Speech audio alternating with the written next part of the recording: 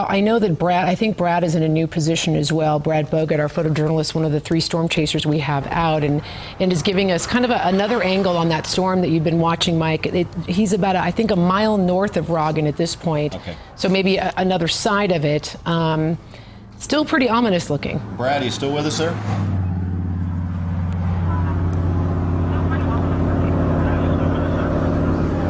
I am still with you guys. I stopped about 1 mile to 2 miles north of Roggen. I actually did see the formation of the tornado. It had kind of gotten lost in the rain there, and it was difficult to see, and it's even more difficult now. I don't even know if you can make it out.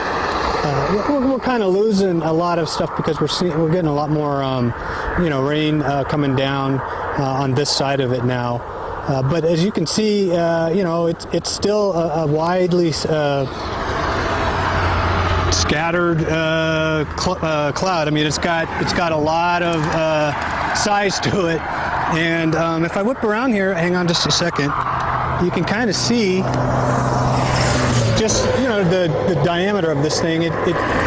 This is looking back towards Roggen, kind of back a little southeast, and then this is the looking more east, and then right on up north.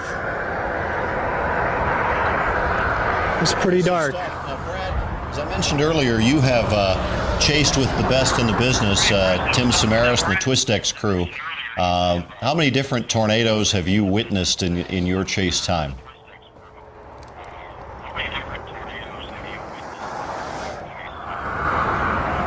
Well, I've seen probably a half a dozen. It's interesting that you say that right now. We've got tornado chasers out here right now, right on the side of the road.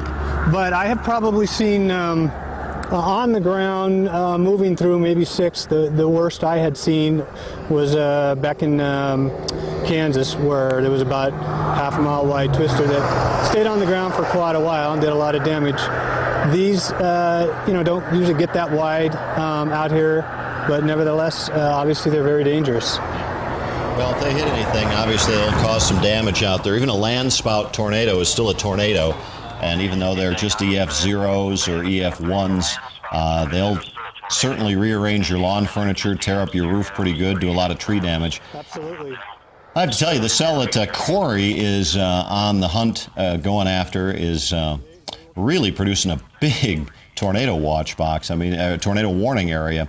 Generally, tornado warnings are pretty small, but this thing is, let's see, 45 miles long, and it's 20 miles wide. That is a big watch, or warning area, excuse me. I'm calling it a watch. I'm so used to seeing something that big being a watch.